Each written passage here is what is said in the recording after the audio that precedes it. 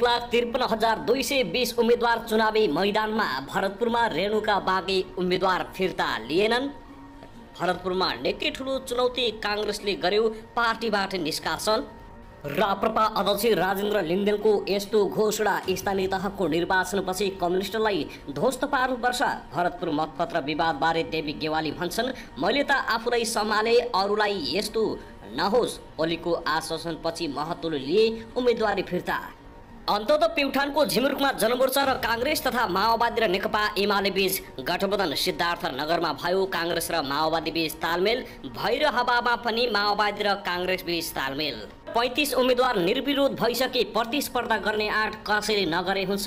माधवकुमार नेपालको भनाइ, मतपत्र कसैले च्यात्छु र छपाउँछु भने नसोचे हुन्छ। नेकपा एमालेको चेतावनी। स्थानीय तहको निर्वाचन रोजगारीको खोजीमा विदेशीदै युवाहरू चुनावका लागि गाउँ पस्दै। नेताहरू एकै दिन आगलागीका 17 घटना, 1 को मृत्यु, 4 जना घाइते। सिन्धुलीमा जीव दुर्घटना हुँदा 3 जनाको मृत्यु, 7 जना घाइते। अन्तत नायक तथा अभिनेता पल शाहको सहमति लिँदै एकाएक समीक्षा अधिकारीले दिइन् यस्तो बयान। फेसबुक स्ट्याटसमा यस्तो लेखिन्, अन्तत पल शाह र समीक्षा अधिकारीको प्रेम सम्बन्ध। पल शाहलाई लक्षित गर्दै नाबालिग गायिकाको स्ट्याटस, तिम्रो लागि सधैँ मर्न र हार्न तयार छु। पल शाहका दुवै निवेदन एकसाथ पेश गर्न उच्च अदालतको आदेश। उच्च अदालत पोखराले भन्यो, पल शाहका दुई निवेदन एकसाथ पेश गर्नुहोस्। कहिले छोड्दैछन् पल शाह? सुप्रिम कोर्टमा एक म्यादी प्रहरीको मृत्यु, हत्या कि आत्महत्या, यसबारे सम्पूर्ण जानकारी। सल्यानमा वृद्धको सफेला। मुस्ताङमा तीर्थयात्री बोकेको बसले ठक्कर दिँदा एक महिलाको ज्यान गयो। हुम्लामा पनि एक म्यादी प्रहरीको मृत्यु। त्रिभुवन अन्तर्राष्ट्रिय विमानस्थलको शौचालयमा झण्डै 2.5 किलो सुन भेटिएपछि खैरा बैला। आखिर कसको हो सुन? देशबाट बाहिर लैजान खोजिँदै थियो। ट्राफिक जरिमाना क्युआर कोड मार्फत तिर्न पनि सकिने। मालपोत कार्यालय जनकपुरका निमित्त प्रमुख विरुद्ध भ्रष्टाचारको मुद्दा। नुवाकोटमा बसको छतबाट खसेर एक युवतीको घटनास्थलमै ज्यान गयो। कालीगण्डकी नदीमा बेवादिसे शव फेला। आखिर कसको हो? अहिलेसम्म पत्ता लागेन। मालपोत कार्यालय प्रमुख झा विरुद्ध मुद्दा दर्ता। सप्तरीका एक युवक लागु औषध सहित प्रहरीको नियन्त्रणमा। दुवै पठाइदिने भन्दै लाखौं ठगी गर्ने 2 जना पक्राउ। धनकुटामा नक्कली नोट फेला। र भारतमा कोरोना संक्रमण बढिसके नेपालमा कोरोना विरुद्धको खोप लगाउनेको संख्या फेरि बढ्न थाल्यो।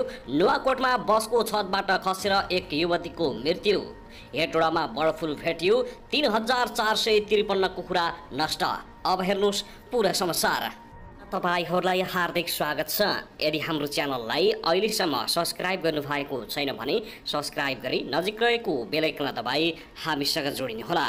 दर्शकवृन्द, सदा झैं आज पनि हामी तपाईहरुमाझ देशभरका विभिन्न खबरका साथ उपस्थित भइसकेका छौं। यो भिडियोलाई अन्तिमसम्म हेरी हामीले साथ दिनुहोला। दर्शकवृन्द, हाम्रो मेहनतको लागि एउटा सानो लाइक गर्न भनी नभुल्नुहोला। कहाँदेखि हेर्दै हुनुहुन्छ, के भन्न चाहनुहुन्छ, तपाईको मनमा लागेका प्रतिक्रिया अवश्य पनि कमेन्ट गर्न नभुल्नुहोला। दर्शकवृन्द, के तपाईँ हाम्रो च्यानलमा नियमित श्रोता हुनुहुन्छ? यदि नियमित हुनुहुन्छ भने तल कमेन्ट बक्समा नियमित अथवा रेगुलर लेख्नुहोस्। यदि तपाईँ नयाँ हुनुहुन्छ भने सब्स्क्राइब गरी जोडिनुहोस्, ताकि नयाँ अपडेटका साथ हामी तपाईहरुमा हरपल उपस्थित हुने गर्दछौँ। हाम्रा अपडेटहरू तपाईहरुलाई के कस्तो लागिरहेका छन्, सल्लाह सुझाव प्रतिक्रिया अवश्य पनि कमेन्ट गर्न नभुल्नुहोला। दर्शकवृन्द, आउनुहोस् आजको पहिलो खबरतर्फ लागौं। सत्तारूढ नेकपा एकीकृत समाजवादीका अध्यक्ष माधवकुमार नेपालले आफ्नो पार्टीबाट 35 जना जनप्रतिनिधि निर्विरोध निर्वाचित भइसकेको दाबी गरेका छन्। शुक्रबार पार्टी केन्द्रीय कार्यालयमा आयोजित नेकपा एकीकृत समाजवादी र बहिर्गमी जनमुक्ति सेना नेपालको एकता घोषणा कार्यक्रमलाई सम्बोधन गर्दै अध्यक्ष नेपालले वैशाख 30 गते हुने स्थानीय तह निर्वाचनका लागि मनोनयन दर्ताकै क्रममा एकीकृत समाजवादीबाट 35 जना जनप्रतिनिधिको एकल उम्मेदवारी परेको बताएका हुन्। उनले एकल उम्मेदवारी परेसँगै पार्टीको तर्फबाट 2 जना गाउँपालिका अध्यक्ष, 1 जना गाउँपालिका उपाध्यक्ष, 6 जना वडा अध्यक्ष र 26 जना सदस्यहरू निर्विरोध निर्वाचित भएको स्रोतले दाबी गरेको छ। उनले भने यो चुनावको निम्ति मनोनयन दर्ताको समयमा निर्विरोध रूपमा मनोनयन दर्ता भएका केही व्यक्तिहरूमध्ये हाम्रो पार्टीसँग जोडिएका नेकपा एकीकृत समाजवादीसँग जोडिएका 2 जना गाउँपालिकाका अध्यक्षहरू निर्विरोध निर्वाचित भएका छन्। 1 जना उपाध्यक्ष निर्विरोध निर्वाचित हुनुभयो। 6 जना वडा अध्यक्ष निर्विरोध निर्वाचित हुनुभयो। 26 जना सदस्यहरू निर्विरोध निर्वाचित हुनुभयो। झन्डै 35 जना व्यक्तिहरूले विजय हासिल गरेर हाम्रो पार्टीको झण्डालाई हामीले अगाडि सारेको कलम चिन्ह त्यो बोक्ने पार्टी नेकपा एकीकृत समाजवादीको विजयको झण्डा फहराउँदै उहाँहरू अगाडि बढ्नुभयो। प्रतिस्पर्धा गर्न कसैले आँट नगरे हुन्छ, उनले चेतावनी दिँदै भनेका छन्। उनले गठबन्धनमा आबद्ध दलहरू सामूहिक रूपमा अगाडि बढ्नुपर्ने समेत बताएका छन् भने उनले गठबन्धनभित्रका सबै दलले अहङ्कार राख्न नहुने र वस्तुनिष्ठ भएर चल्नुपर्ने सुझाव दिएका छन्।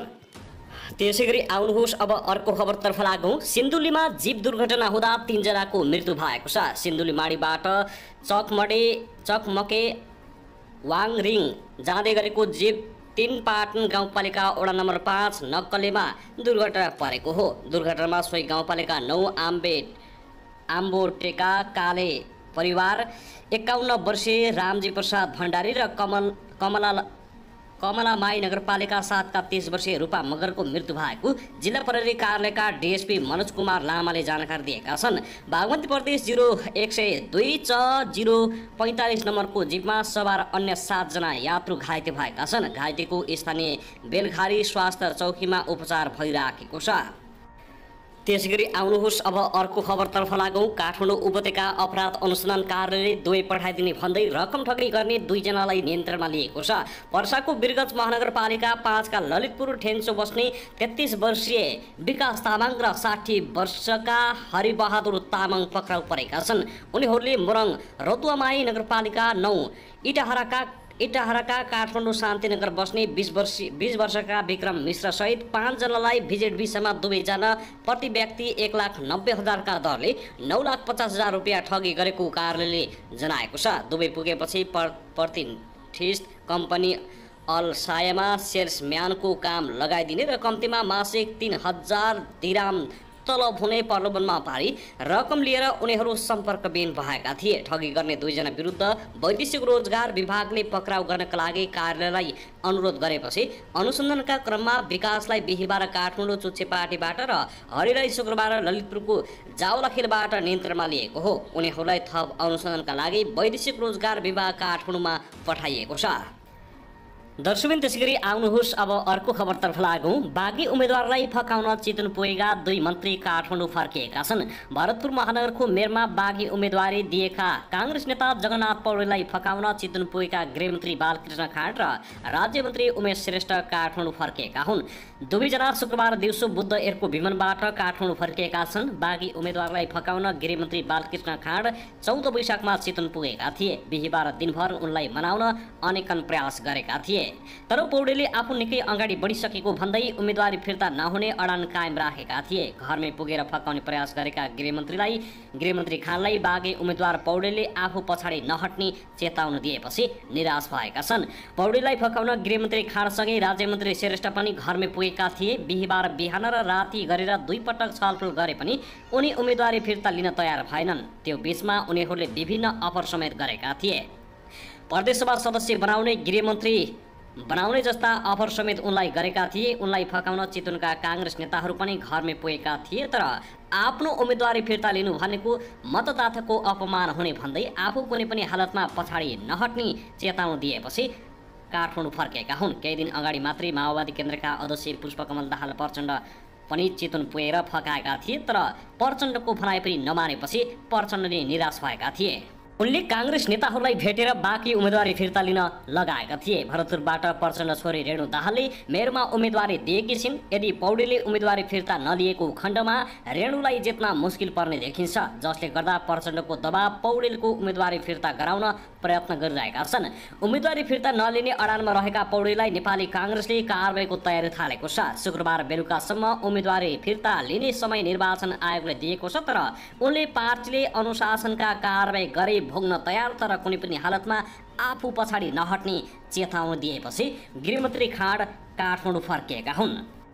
दर्शकबिन त्यसै गरी आउनुहोस् अब अर्को खबरतर्फ लागौँ। त्रिभुवन अन्तर्राष्ट्रिय विमानस्थलबाट झन्डै 2.5 केजी सुनसहित 5 जना पक्राउ परेका छन्। हिमालय एयरलाइन्सको विमानको शौचालयभित्र फोहोरसँगै रहेको सुनको बिस्कुट बोकेर निस्किँदै गर्दा उनीहरू पक्राउ परेका हुन्। पक्राउ पर्नेमा सुनगावा सप्लायर्स एन्ड सरसफाई प्रणाली मार्फत सरसफाई गर्ने भनी खटिएका पाथर याङपर गाउँपालिका 4 का 28 वर्षीय भीमबहादुर माबु, नुवाकोट तादी गाउँपालिका 5 का 27 वर्षीय सुमन तामाङ, उदयपुर चिम्कुबुङ गाउँपालिका का 28 वर्षीय राजेश राई, दोलखा गौरीशङ्कर गाउँपालिका 2 का ट्याक्सी चालक 41 वर्षीय हेमबहादुर थापा र सप्तरी गुरुङ्गा नगरपालिका 4 का 36 वर्षीय ताराकान्त चौधरी रहेका छन्।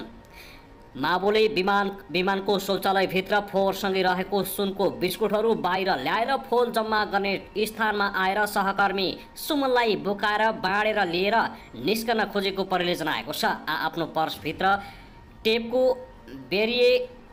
टेपले बेरिएको सुनको बिस्कुट लिएर बाहिरिने क्रममा उनीहरू विमानस्थलको फलामे गेटमा स्क्रिनका क्रममा पक्राउ परेका हुन्। माबुको साथबाट 10 थान बिस्कुट अर्थात् 1166 ग्राम र सुमनको साथबाट पनि सोही परिणामको सुन बरामद भएको त्रिभुवन अन्तर्राष्ट्रिय विमानस्थल सुरक्षा कार्यालयका प्रवक्ता एसएसपी हिमाल कुमार श्रेष्ठले जानकारी दिएका छन्। उनीहरूलाई सोधपुछ गर्ने क्रममा अरू थप 3 जना समेत पक्राउ परेका हुन्। उनका अनुसार बरामद गरिएको सुनसहित पक्राउ परेका सबैलाई आवश्यक अनुसन्धान एवं कारबाहीका लागि त्रिभुवन विमानस्थल भन्सार कार्यालयमा बुझाइएको छ। बरामद गरिएको सुनको मूल्य झन्डै 2 करोड रुपियाँ बराबरको रहेको प्रहरीले जनाएको छ। त्यस्तै आउनुहोस् अब अर्को खबरतर्फ लागौँ। 3 साता अघि एक होटलमा नगद 60,000 चोरी गरी फरार रहेका 2 जनालाई प्रहरीले पक्राउ गरेको छ। गुल्मी जिल्ला प्रहरी कार्यालयका नायब उपरीक्षक माधवका अनुसार चोरी गरेको आरोपमा अरघाँचीको मालारानी 2 का 19 वर्षीय सागर परिवार र मिलन कुँवर पक्राउ परेका हुन्। उनीहरूलाई प्रहरीले अरघाँचीको डाँडा खर्कबाट पक्राउ गरेको हो। उनीहरूले गत चैत्र 21 गते जिल्लाको धुरगोड गाउँपालिका वडा नम्बर 1 साकिने स्थित एमबहादुर सुनाको सिद्धबाबा होटलबाट राति करिब 10 बजे ढोका तोडफोड गरी नगद 60,000 चोरी गरेका थिए। उनीहरूमाथि चोरी मुद्दामा थप अनुसन्धान जारी रहेको प्रहरीले जनाएको छ। त्यसैगरी आउनुहोस् अब अर्को खबरतर्फ लागौँ। मुस्ताङको वारागुङ गाउँपालिका 1 मा सवारी दुर्घटनामा परि 1 जनाको मृत्यु भएको छ भने 12 जना घाइते भएका छन्। बिहीबार अपराह्न कागबेनी मोडमा दुर्घटना भएको हो। बस ना 5 ख 2149 नम्बरको बस अनियन्त्रित भई ठक्कर दिँदा ग7 प 572 नम्बरको स्कुटरमा सवार 38 वर्षीय महिलाको ज्यान गएको छ। विराटनगरबाट मुस्ताङको मुक्तिनाथ तीर्थयात्रामा गएको बसमा सवार 38 मध्ये 12 यात्रु गम्भीर घाइते भएको जिल्ला प्रहरी कार्यालय मुस्ताङले जानकारी दिएको छ। जिल्ला प्रशासन कार्यालय मुस्ताङका सहायक सिडिओ तथा सूचना अधिकारी रामचन्द्र ढकालका अनुसार मुक्तिनाथको दर्शन गरी जोमसोम फर्किँदै गरेको बसले कागबेनी जाँदै गरेको स्कुटीलाई ठक्कर दिएको हो। यससँगै बस अनियन्त्रित भई सडकबाट करिब 30 मिटर तल खसेको छ। बसको ठक्करबाट स्कुटर चालक महिलाको घटनास्थलमै मृत्यु भएको छ भने प्रहरी र स्थानीयको समन्वयमा दुर्घटनामा परि घाइते भएका यात्रुको उपचार मुस्ताङ जिल्ला अस्पतालमा भइरहेको छ। बसका चालक 32 वर्षीय सुधीर चौधरीलाई प्रहरीले नियन्त्रणमा लिएको छ। त्यसैगरी आउनुहोस् अब अर्को खबरतर्फ लागौँ। उच्च अदालत पोखराले पल शाहलाई 2 छुट्टा-छुट्टै निवेदन एकसाथ पेश गर्न आदेश दिएको छ। बलात्कार आरोप लागेका शाहलाई जिल्ला अदालत तनहुँ र नलपुरली थुनामा राख्ने आदेश दिएको थियो। दुवै अदालतको आदेश विरुद्ध शाहले उच्च अदालत पोखरामा छुट्टा-छुट्टै निवेदन दिएका थिए। उच्च अदालतले भने दुवै मुद्दा सँगै राखेर हेर्ने भन्दै एकसाथ पेश गर्न आदेश दिएको अदालतका रजिस्ट्रार श्रीलाल पौडेलले जानकारी दिएका छन्। अरू केही भएको छैन, दुवै निवेदन सँगै राखेर हेर्ने भन्ने कुरा छ। उनले भने अलग अलग पेश भएको थियो, आज एउटा मात्र पेश भएको थियो। नवलपुर र तनहुँको सँगै राखेर हेर्ने भन्ने कुरा भएको छ। उता भने गायिका समीक्षा अधिकारीले अदालतमा बयान फेरिसके उनी तुरुन्तै छुट्छन् भन्ने आम जनमानसको चासोको विषय बनेको थियो। तर अदालतको प्रक्रिया भने धेरै लामो हुने बताइएको छ। उनी कहिले छुट्छन् र दोषी भएर छुट्छन् या निर्दोषी भएर छुट्छन्, यसबारे सम्पूर्ण जानकारी भने अर्को अपडेटमा पक्कै पनि आउनेछ। त्यसैगरी यता भने पल शाह विरुद्ध जबरजस्ती करणीको जारी दिएर अदालतमा बयान फेरेकी नाबालिग गायिका लामो समयपछि सामाजिक सञ्जालमा झुल्किएकी छन्। फेसबुकमा कवितात्मक स्टाटस लेख्दै उनले आफू कसैको मायामा डुबेको भाव पोखेकी छन्। उनको स्टाटस हेर्दा पल शाहमाथि नै लक्षित गरिएको अनुमान गर्न सकिन्छ, जसलाई उनले जाहेरी दिएर जेल पुर्याएकी थिइन्। पल पछिले दबाव र प्रभावमा पारेर होस्टाइल बनाएपछि उनले अदालतमा बयान फेरेको विश्वास गरिएको छ। गायिकाले आफ्नो स्टाटसमा पललाई जिताउनका लागि आफू हार्न पनि सक्ने आशय व्यक्त गरेपछि सामाजिक सञ्जाल तरङ्गित बनेको छ। स्टाटससँगै उनले भावुक मुद्राको तस्बिर समेत सेयर गरेकी थिइन्। तिमीलाई माया गर्छु र त म मर्न सक्छु, मार्न सक्छु, तिम्रो लागि आफूलाई दुःखमा पार्न सक्छु, तिम्रो जितमा उत्सव बनाउने मान्छे हुँ म, त्यसैले त तिम्रो लागि सधैँ म हार्न सक्छु। यो भावुक स्टाटस उनले लेखेकी